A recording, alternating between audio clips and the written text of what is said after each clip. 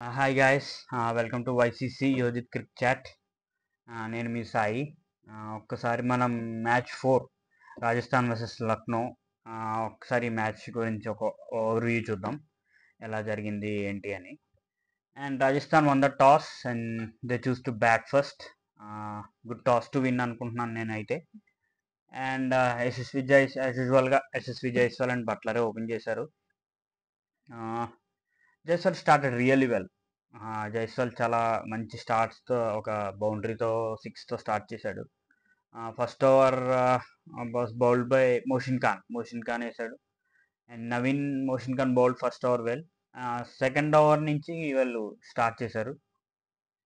Buttler అప్పుడే అందుకుంటున్నాడు, ఒకప్పుడే 2 boundaries కొట్టి ఒక మంచి రిథంలో ఉన్నప్పుడు again he gone for a big hit. Big hit కాదు, ఐ మీన్ ఇట్స్ గాన్. ఒక బిగ్ హిట్ ట్రై చేశాడు, ఎడ్జ్ అయింది. ఇట్స్ కీపర్ క్యాచ్ రాహుల్కి. బట్లర్ ఫామ్ నేను ముందే చెప్పాను, Buttler form is not up to the mark. Last year ఐపీఎల్లో కూడా తను అంత చేసింది ఏం లేదు. అగైన్ బట్లర్ డిసప్పాయింట్ చేశాడు. సో దానికి సంజు శాంసన్ వచ్చాడు అప్పుడు. తన ఎప్పుడు మీరు అబ్జర్వ్ చేస్తే ఫస్ట్ నుంచి కూడా Sanju Samson IPL first match ఎప్పుడు చాలా బాగా ఆడతాడు. అంతకుముందు చెన్నై మీద కూడా ఒకసారి చాలా బాగా ఆడాడు. అలా ఒకసారి ప్రతిసారి కూడా Sanju Samson first match is doing really well. And then వీళ్ళిద్దరి మీద ఒక పార్ట్నర్షిప్ బిల్డ్ అవుతుంది అనుకున్న టైంలో Jaiswal lost his wicket for Mohsin. And అక్కడ they got the crucial partnership between Sanju Samson and Riyan Parag Rajasthan వాళ్ళు ఎప్పటి నుంచో పెడుతున్న ట్రస్ట్ని ఫైనల్లీ రియాన్ పరాగ్ గెయిన్ చేశాడు. తను పే బ్యాక్ చేశాడు అనిపించింది. 49 దగ్గర they lost Jaiswal. Again third wicket ఎప్పుడు పడింది అంటే వాళ్ళకి 142 దగ్గర పడింది. అంటే ఆల్మోస్ట్ ఒక 95 రన్స్ పార్ట్నర్షిప్ అది సంజు శాంసన్ అండ్ రియాన్ పరాగ్ దగ్గర నుంచి. వెరీ గుడ్ పార్ట్నర్షిప్, ఒక మ్యాచ్ విన్నింగ్ పార్ట్నర్షిప్ అని చెప్పొచ్చు. రియాన్ పరాగ్ ఒక 3 సిక్స్లు కొట్టాడు, ఒక 4 కొట్టాడు. Sanju Samson is in very good touch. Sanju కనుక ఇదే మెయింటైన్ చేశాడంటే మొత్తం సీజన్ అసలు రాజస్థాన్ తిరిగి ఉండదు. సంజు ఒక 6 సిక్స్లు కొట్టాడు, 3 4లు. అండ్ టేకింగ్ ద మ్యాచ్ ఇదే అనుకున్నప్పుడు 15 ఓవర్స్కి వాళ్ళ score 142.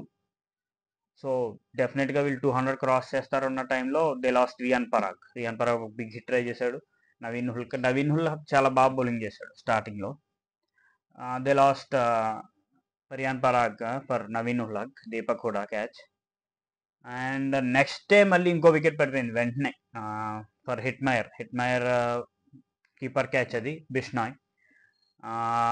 Bishnoi also bowled decently, 38 for 1.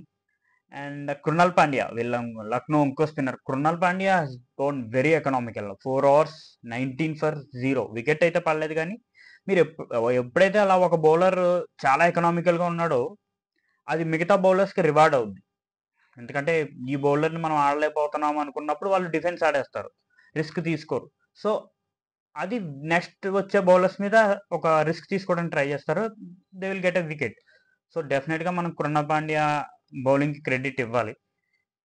And they lost Hetmyer and there came the Dhruv Jurel గురించి మనం ముందే మాట్లాడుకున్నాం. తను చాలా బాగా పర్ఫామ్ చేస్తున్నాడు ఇంటర్నేషనల్లో కూడా అని. Dhruv Jurel and Sanju he's done the proceedings. వాళ్ళు మళ్ళీ ఇంకో వికెట్ పడకుండా చాలా జాగ్రత్త పడ్డారు.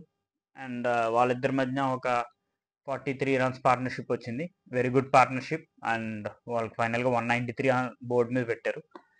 అండ్ ఎల్ఎస్జి బౌలర్స్లో Mohsin was expensive, 4 overs 45. And Naveen ul ఒక 4 overs 41. Krunal Pandya was good, 4 overs 19 ఇచ్చాడు. రవి బిష్ణోయ్ కూడా కొంచెం ఎక్స్పెన్సివ్ అయ్యాడు, ఒక వికెట్ దక్కింది.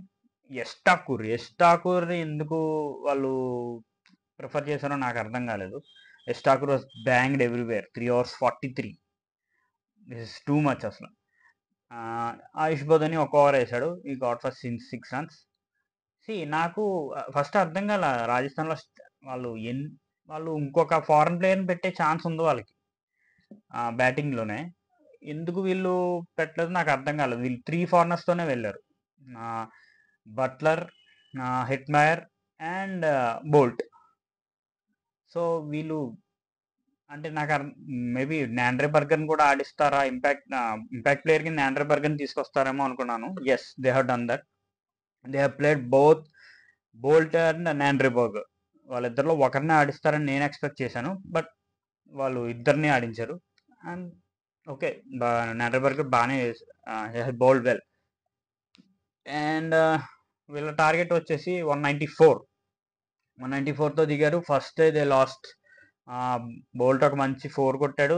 నెక్స్ట్ లాస్ట్, సారీ, డికాక్ ఒక 4 కొట్టాడు. Next last wicket for Boult boundary దగ్గర నాండ్రే బర్గర్ క్యాచ్. ఇది ఒక సెటప్, ఇది clear setup. And Rahul next Devdutt Padikkal wicket was, నాకైతే చాలా బాధ అనిపించింది. దానికి ముందు బాలే దేవదత్ పడిక్కల్ ఏమైందంటే కన్కషన్ అయింది. బోల్డ్ బౌన్సర్, తనకి ఇక్కడ హెల్మెట్కి తగిలింది, ఏదో ఇరిగింది హెల్మెట్. తను సరి చేసుకుని చూసుకున్నాడు. నెక్స్ట్ బాల్ హీస్ బౌల్డ్, ఒక యార్కర్ వేసాడు. His bowled Devdutt Padikkal bowled అంటే ఇంకా ట్రాన్సిషన్లో ఉండగానే అసలు బోల్ట్ కొంచెం కూడా రిలాక్స్ అవ్వకుండా his bowled his best ball. And next Ayush Badoni వచ్చాడు. ఆయుష్ బదోని కూడా gone for just 1 run. Nandre Burger he's bowled well స్టార్టింగ్లో. చాలా ఎకనామిక్, చివరిలో ఒక ఓవర్ రన్స్ ఇచ్చాడు కానీ he's bowled well. 3 overs 30 for 1 Burger. Trent Boult బాగా బౌలింగ్ చేశాడు, 4 overs 35 for 2. అండ్ ఓకే అనుకున్న టైంలో దీపక్ కూడా జాయిన్ అయ్యాడు కేఎల్ రాహుల్కి. దీపక్ కూడా ప్లేడ్ రియల్లీ వెల్. 13 balls ఒక 26 ఎంతో చేశాడు with strike rate of 200. Starting నుంచి హీ వాజ్ అగ్రెసివ్, చాలా అగ్రెసివ్గా ఆడాడు. రాహుల్ ఎందుకో కొంచెం స్టార్టింగ్ అంతా కూడా almost 25 balls Rahul score was 25. కొంచెం కన్జర్వేటివ్ అప్రోచ్లో వెళ్ళాడు రాహుల్.